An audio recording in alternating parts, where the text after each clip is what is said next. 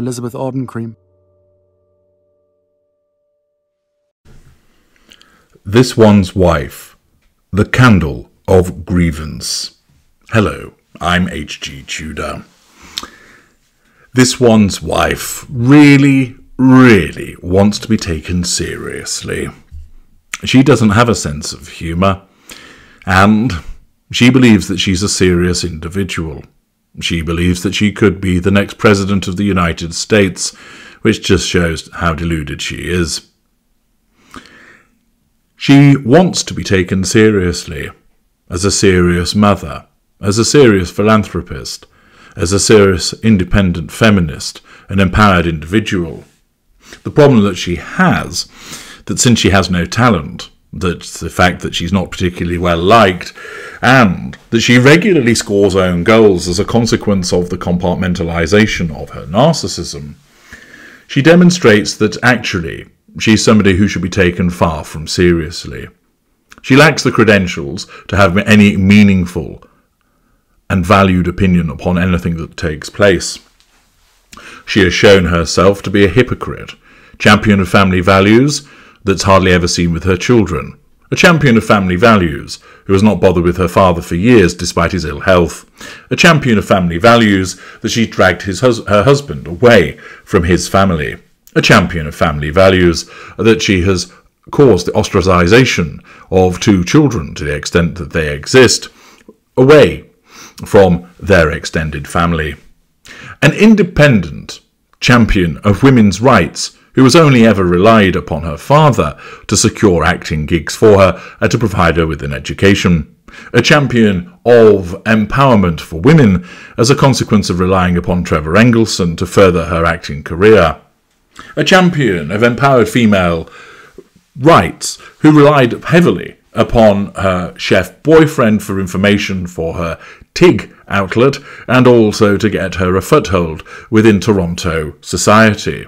A champion of independent women's rights and feminism who has relied repeatedly upon the status of her husband, and a status that was only afforded to her because she married a man. Time and time again, we are given example after example of why you really cannot take this one's wife seriously. She isn't entertaining, she isn't funny, she isn't charismatic, and she's certainly not somebody who is to be taken seriously as a consequence of the various gaffes that she is engaged in. And we now have American Riviera Orchard, which has been thrust upon the public and amounts to a landing page where you can't actually buy anything just yet, simply done as a consequence of the necessity of upstaging the Diana Legacy Awards. This has only resulted in yet more ridicule and allegations of plagiarism and copying. Once again, it demonstrates how few people take this one's wife seriously based upon her track record. And Jan Moore leaps in with further ridicule, demonstrating the way that nobody really takes this one's wife seriously.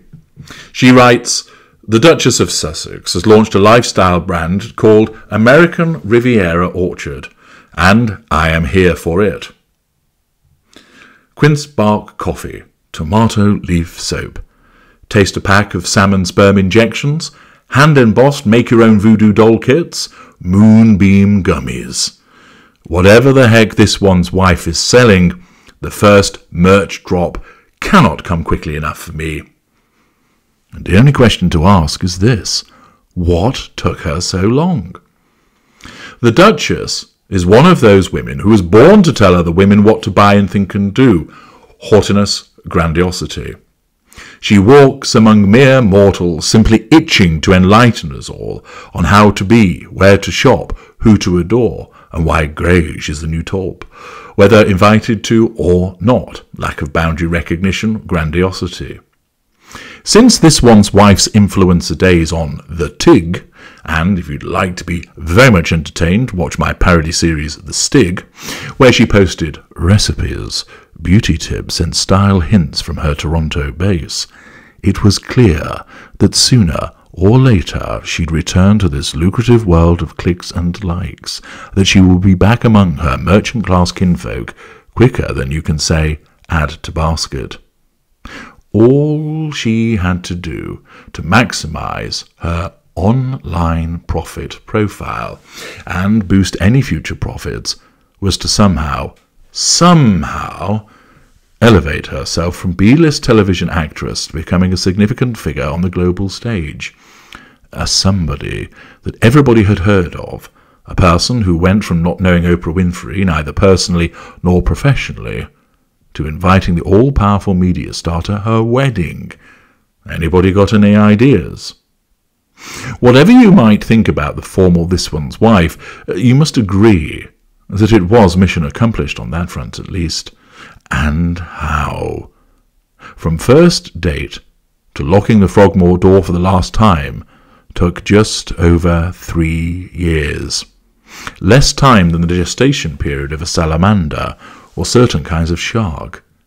Of course, This One's Wife didn't marry Harry purely to winkle him out of the royal family, like extracting a sulky whelk from a pearly shell, just so that she could go on to use her royal title to launch a commercial lifestyle website selling cosmetics, jams, nut butters, and organic birdseed in California. Be serious. No wacky conspiracy theories on this page, if you don't mind. Yet one must still admire the clarity of thought, the audacity, the sheer drive, and twin peaks of mutual ambition it took the Sussexes to get where they are today. I admire the energy, if not the approach, simply because far too many people were kicked to the curb on their fast lane to liberty. However, surely even Harry and This One's Wife must be exhausted by the industrial grievance complex that has funded their own lifestyle thus far.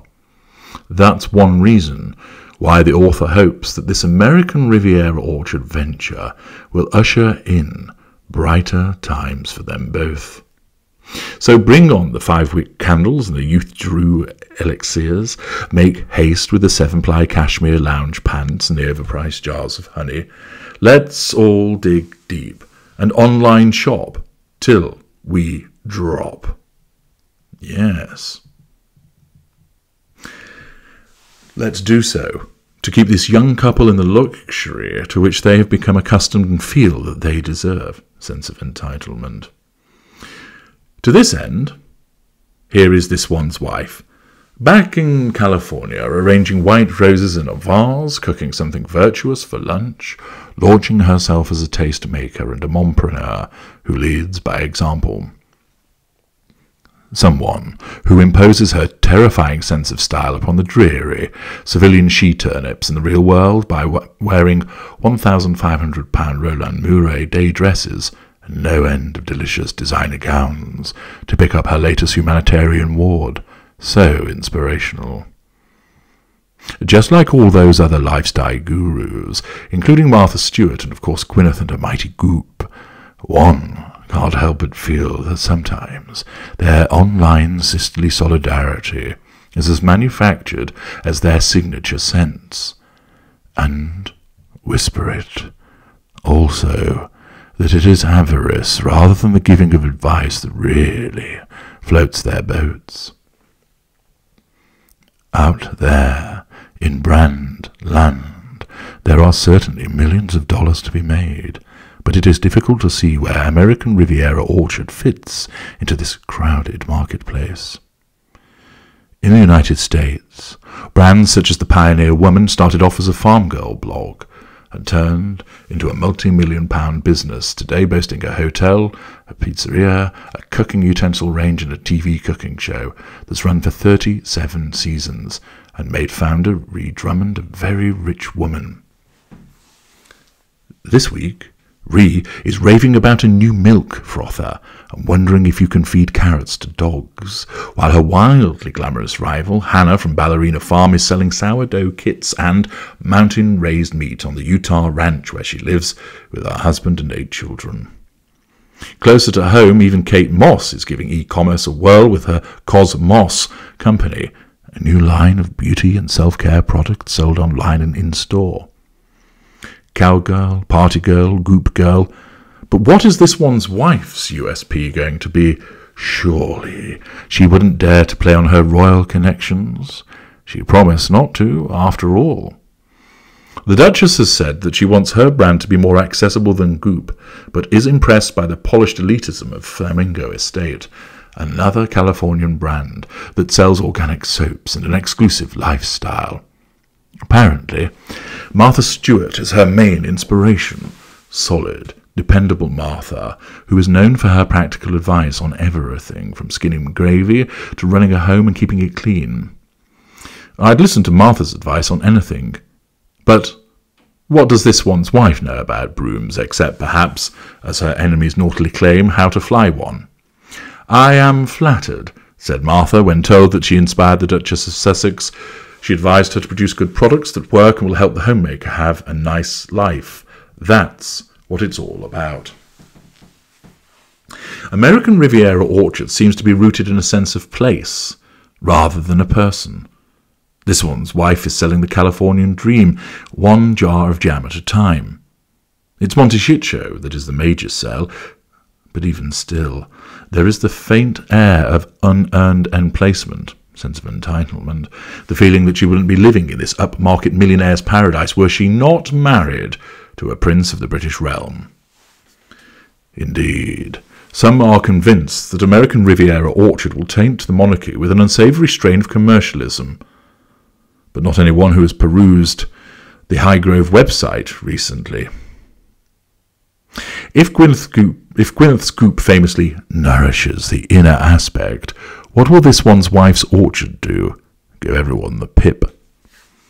To launch a brand such as this, you must be popular and admired, something, as I've repeatedly pointed out, this one's wife doesn't have. You need a roaring army of fans to build your brand. You now have the pulling power of someone like Jeremy Clarkson. I've seen with my own eyes how hundreds of people will queue for 2 hours just to buy a bag of Jeremy's potatoes from Jeremy's farm because Jeremy grew them. Can this one's wife inspire the same devotion in her public? We will find out next month when the site launches. At least, in the meantime, here's what one imagines we are in for. The Candle of Grievance, £86. Beautifully housed in a reclaimed jar, this soy wax candle is impregnated with crystal petals, which make a sobbing sound when they burn. Light it for a frenemy, light it for yourself, lighten up for God's sake. With top notes of prickly thorn and a dry down of sour grapes, this will fill your space with a keen sense of injustice that lingers long. Burn time, 3 years and counting. Shearling noise cancellation headphones, £256. A sophisticated solution to plugging your fingers into your ears and shouting la la la, not listening. Instead, pop on these fluffy beauties and marinate longer in your own thoughts, be they petty or ever so grand, lined with hand-milked muskrat silk to keep your lobes toasty, accessorized with opals for emotional amplification. Dog bowl padded ruff, £99.99. Have you ever worried that someone might burst into your kitchen and simply throw you on your dog bowl without a buy or leave? If so, this is the gadget for you. Simply clip this velvet padded ruff around your dog bowl, ready to cushion your fall in any emergency. Made from a repurposed ceremonial robe no longer needed. Available with sustainably farmed ermine trim. Apply for details. Mood bracelet, £799. Multi-strand quartz bracelet will help align your chakras and promote calm. Featuring rose quartz for unconditional love, malachite for pure odium, cellulite for self-acceptance, and compassion and cherry quartz for cherry-picking fights. Om Alert portable mediation set. Featuring a pre-loved cardboard box inscribed with the words meditation in progress, do not disturb. Using her formidable calligraphy skills, the Duchess of Sussex personally inscribed each box herself, turning this practical aid to meditation on the move into a valuable collector's item. Wherever you are, simply pop the box on your head to create a safe space for chanting personal development mantras, manifesting lucid dreaming and grounding the ego. Limited edition autograph version, £100 extra. Silent, Not Silenced Revenge Diaries, £125 each. Set of thick-lined diary notebooks for journaling, collecting evidence, settling scores and keeping secret lists of potential royal racists. Each volume comes with a special unconscious bias section and an enemy index. Hummingbird Sage Dishwash Soap, £38. In honour of the moment when 11-year-old This One's wife changed the world by writing to Procter & Gamble about a sexist dishwashing liquid ad. Had she mentioned this before?